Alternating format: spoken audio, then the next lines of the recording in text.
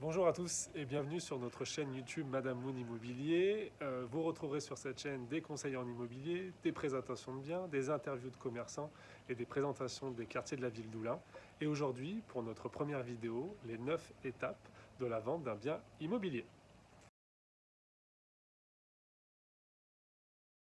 Avant de vendre votre bien, il est nécessaire et important d'en connaître la valeur. Pour en connaître la valeur, je vous conseille de faire appel à des professionnels de l'immobilier qui maîtrisent les différents facteurs du marché.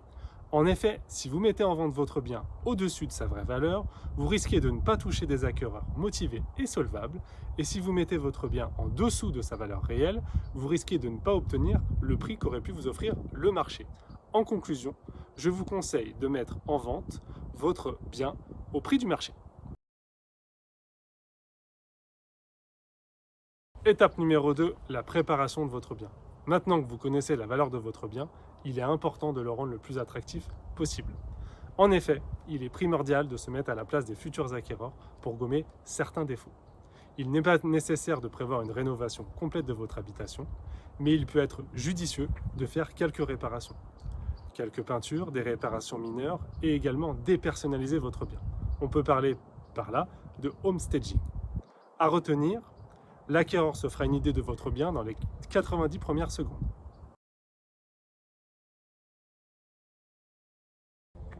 Étape numéro 3, la réalisation des diagnostics et la signature éventuelle d'un mandat de vente. Les diagnostics immobiliers sont obligatoires pour une transaction immobilière. Effectivement, les diagnostics vont varier en fonction de l'année de construction du logement, du type de chauffage et de la localisation de votre bien. Après avoir réalisé les diagnostics, vous avez deux solutions, soit faire appel à un professionnel pour la vente de votre bien, soit le vendre de particulier à particulier.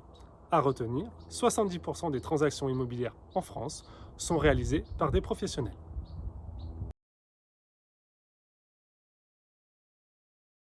Étape numéro 4, prise de vue de votre bien et mise en valeur pour la communication. La communication est quelque chose de très important pour la vente de votre bien. Les visuels ont presque plus d'importance que les descriptifs. Plus un bien sera mis en valeur, plus il sera attractif. Il est donc nécessaire et indispensable d'avoir de belles photos qualitatives pour l'ensemble des supports de communication. Mais ce n'est pas tout. Il est important également de faire de la vidéo, que ce soit une visite virtuelle ou une vidéo de présentation. Cela permettra de mettre en valeur votre bien et vous démarquer de la concurrence. Étape numéro 5, la visite de votre bien et la réception des offres d'achat. Il est important de présenter votre bien sous son meilleur jour. N'oubliez pas, avant les visites, d'aérer, de ranger et de faire le ménage. Les petits déjeuners sur la table, les volets à moitié ouverts et les lits non faits ne sont pas des arguments de vente.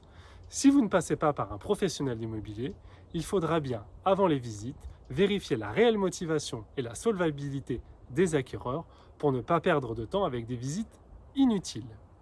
Ensuite, lors des visites, il sera important de répondre aux questions des acquéreurs avec des réponses ciblées et ensuite d'appréhender la phase de négociation, moment important et stressant de la vente. Cette phase-là vous fera prendre conscience qu'avoir un bon professionnel à ses côtés est très important. Étape numéro 6, la signature d'un compromis de vente ou d'une promesse de vente. Vous avez trouvé un acquéreur motivé et solvable, arrive le moment de signer un compromis ou une promesse de vente. Cet acte peut être signé chez un professionnel de l'immobilier habilité ou chez un notaire. Le propriétaire devra lui fournir l'ensemble des documents pour la rédaction, le titre de propriété, la taxe foncière, les diagnostics et éventuellement les éléments de la loi ALUR pour les biens en copropriété.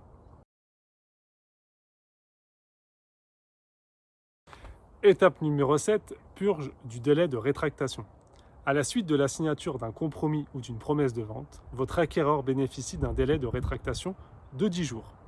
Ce délai de rétractation court à compter du lendemain de la première présentation du courrier recommandé ou de la remise en main propre de l'ensemble de ces documents.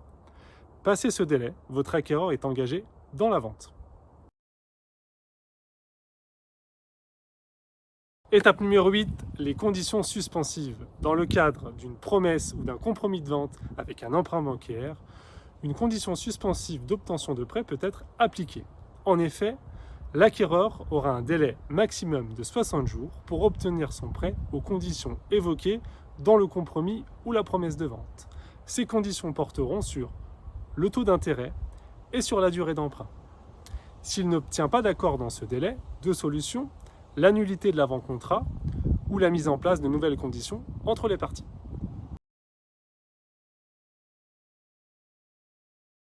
Étape numéro 9, l'acte authentique.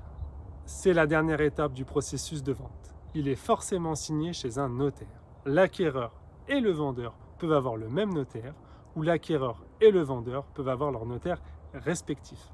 Petit conseil, il est important de réaliser une visite technique en amont avec la présence de l'acquéreur et du vendeur.